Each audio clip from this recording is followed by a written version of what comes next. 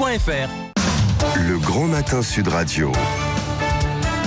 Le petit déjeuner politique. Il est 7h43, bienvenue. Le petit déjeuner politique ce matin, c'est celui de Vicage Dorasso, ancien footballeur et candidat à Décidons Paris à la mairie de Paris. Oui, bonjour Vicage Dorasso. Bonjour. Alors pour ceux qui ne vous connaissent pas encore suffisamment, vous avez été effectivement footballeur professionnel, oui. L'un des plus doués de votre génération à la fin des années 90. Vous êtes beaucoup engagé ensuite dans des associations citoyennes. Et alors là, c'est la politique.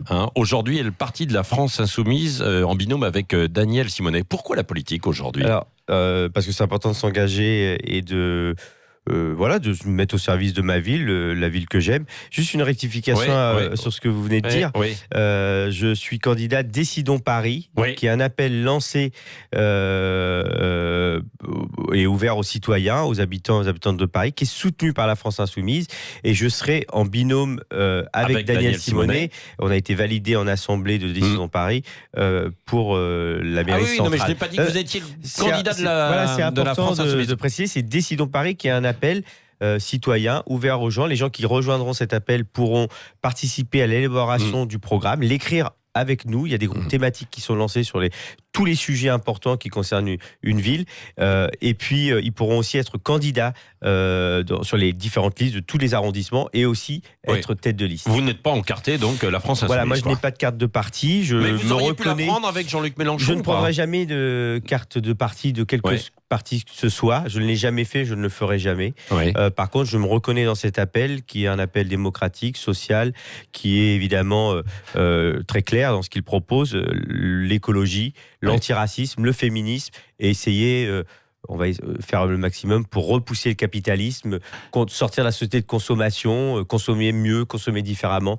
Il y a une urgence écologique et sociale et c'est indissociable. Alors j'en viens à la question parce que l'écologie, vous aimez, je sais si vous étiez un bon élève, les maths. Pourquoi vous n'êtes pas engagé alors avec Cédric Villani ? Ah non, mais Monsieur Villani est un ancien de La République En Marche. Oui, mais bon. La République En Marche. Ah non, il n'y a pas de mais bon. Ah bon ? Non, je ne vote pas Macron, je ne vote pas de la droite. Macron, c'est la droite. Il a validé, en étant député, il a validé, il était soutien aussi d'Emmanuel Macron. Aujourd'hui, Macron, c'est quelqu'un qui prend au public et qui donne au privé, qui prend aux pauvres et qui donne aux riches. C'est lui qui aujourd'hui casse le système fort social français, l'hôpital, l'école, les retraites. C'est comme avec lui, on va souffrir pour vieillir, pour s'éduquer et pour se soigner. Et puis c'est quand même aussi la représentation de ce que je reproche et aussi pourquoi je m'engage. C'est des gens qui ont fait les mêmes écoles. Alors pas Villani, Villani vient d'un autre cursus. C'est pour ça que vous auriez pu peut-être... Il est peut-être un profil différent, mais il a validé cette politique que fait Emmanuel Macron et que je combats tous les jours. Tous les jours, ce que fait Macron me révolte. Voilà, il est vraiment le président des riches. Oui. Et donc vous voulez que ce soit les citoyens qui s'occupent un petit peu plus finalement de la politique.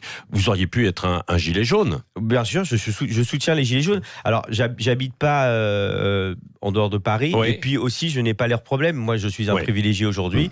Je suis un mec qui a gagné de l'argent, qui vit bien, mais qui n'a pas oublié d'où il venait. Voilà, je viens d'un quartier populaire. Mes parents, Le Havre. Je viens d'une cité HLM. Mes parents viennent de l'immigration, sont mauriciens, et c'est pour ça aussi que je me présente. C'est aussi parce que j'ai une association qui est liée au football, qui m'a permis de pas rester dans mon quartier, que j'ai envie de mettre tout ça dans la balance pour pouvoir aider les gens. J'ai jamais oublié ça. C'est très important. C'est parce que le système social français est très fort que j'existe, moi.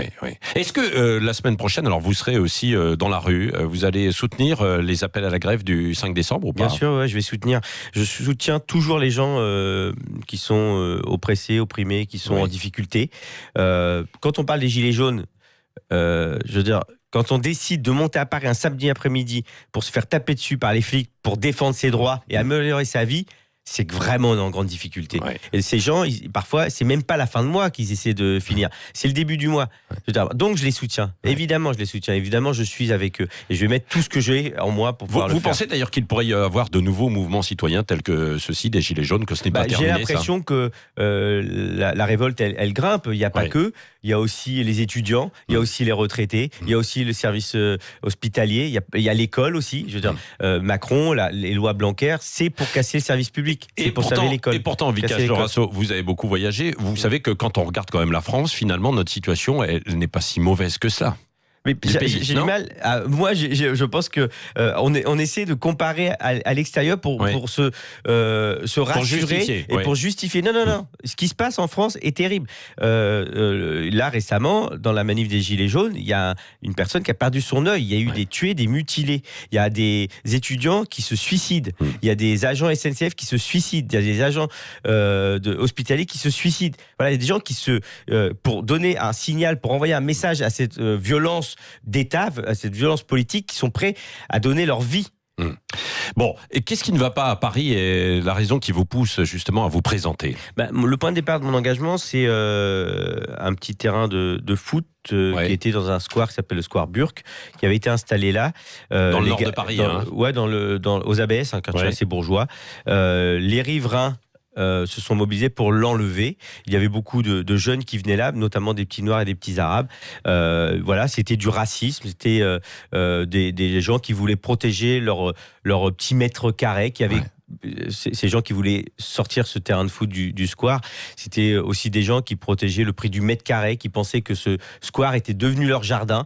Ils étaient devenus des physionomistes qui allaient choisir qui allait rentrer dans ce jardin. Moi, je pense que c'est pas comme ça la vie. Je pense que l'espace public nous appartient. Il y avait aussi la question de l'argent public. Qu'est-ce qu'on fait de notre argent public? On met un terrain, on l'enlève. Comme ça, non. Anne Hidalgo, elle n'utilise pas bien l'argent public, selon vous? Non, je pense pas. Vous avez eu des contacts avec elle, hein? Je la connais depuis. Je la connais légèrement, hein, c'est pas ma pote. Hein. Mais voilà, elle a été une gauche PS, peut-être. Peut-être, vous dites. Non, le PS n'est plus de gauche depuis très longtemps, notamment depuis que François Hollande est devenu néolibéral. C'était le premier, un des présidents. Pourtant, il avait appelé à lutter contre la finance. Ouais, mais il l'a pas fait. Hein. La loi travail, c'est pas du tout c'est contre les précaires et les fragilisés. C'est pas du tout. Alors, revenons à ce que vous voudriez faire, vous, en priorité. Si vous aviez une ou deux priorités à dégager dans votre campagne, justement. Alors, on arrête Paris 2024. Moi, je pense que ce sera une catastrophe écoulogique. Pas de Jeux Olympiques, Non, je pense qu'on pourra accueillir les Jeux Olympiques quand ce sera une vraie fête sportive et pas une fête pour. Là, je sais pas si vous avez suivi, il va y avoir des foyers d'immigrés qui vont être déplacés, il va y avoir des foyers d'étudiants qui vont être déplacés, on va construire, bétoniser, faire monter le prix de l'immobilier et encore expulser des gens. Je ferai tout pour évidemment bloquer le prix des loyers, réquisitionner les appartements qui sont vides. Il y a beaucoup d'appartements qui sont vides. Faire tout pour éviter que les Parisiens quittent Paris, alors qu'aujourd'hui... c'est de la spéculation, beaucoup, avec des étrangers, beaucoup aussi. Ouais, il y a Airbnb. Est-ce qu'il faut pas il faut les bloquer ou pas ça, c'est compliqué, Airbnb, mais on va essayer, nous, du côté. Non, mais les étrangers qui investissent à Paris, qui achètent et puis qui laissent leurs appartements vides. On dit qu'il faut réquisitionner les appartements vides. Il y a des moyens de le faire. Chirac l'avait fait il y a quelques années, donc on va essayer de le faire. Donc, on réfléchit sur le logement, c'est hyper important, parce que la gentrification, ça a poussé des gens à quitter Paris. Donc il faut aussi travailler avec la banlieue. Yann Brossat, par exemple, dit qui est communiste. Vous pourriez être pote avec lui. Il est communiste, mais dans la majorité. Dans la majorité. Il y a un truc qui me dérange chez Anne Hidalgo. Allez-y, c'est Jean-Louis Missica qui est un soutien officiel d'Emmanuel Macron et qui est le premier adjoint chargé de l'urbanisme.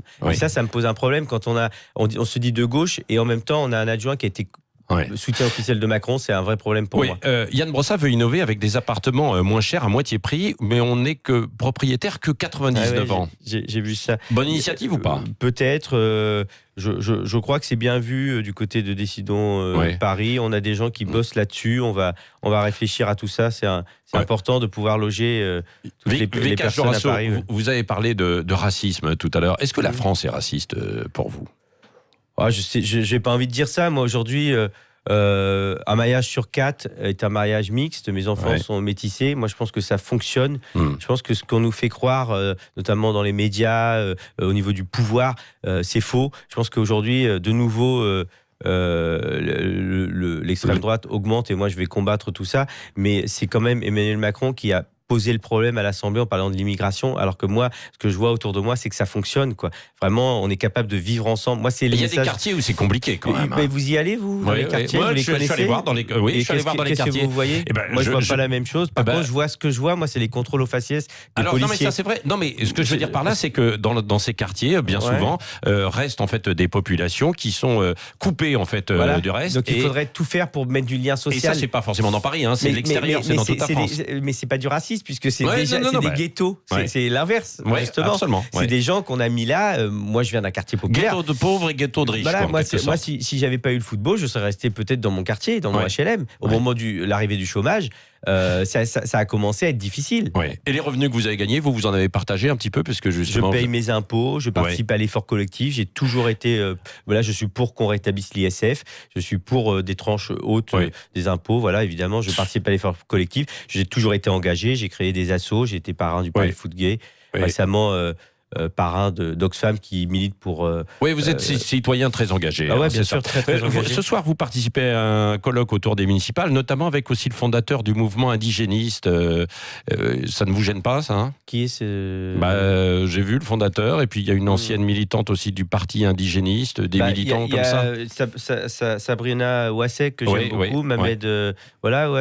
c'est des gens qui essaient de combattre l'islamophobie, donc moi la parole à tout le monde, quoi. Non, c'est surtout que je dois je pense qu'il y a un moment dernièrement, il y a eu des actes islamophobes très forts. Il y a eu une mosquée qui a été attaquée.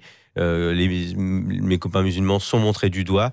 C'est normal qu'on se batte. Moi, je suis pour l'égalité. Vous êtes religieux, vous, ou pas? Non, je suis athée. Je suis, je me bats contre toutes les discriminations. C'est important. C'est un moment important où il y a un problème écologique et social qui va se mêler, évidemment, quand les ressources s'épuisent. Il y a toujours les inégalités qui s'accroissent et on stigmatise l'étranger. Oui, un mot du football aussi. Comment vous sentez son évolution avec l'argent qui coule à flot? Est-ce que vous êtes d'accord d'ailleurs avec Michel Platini qui dit le football a besoin de racines aujourd'hui?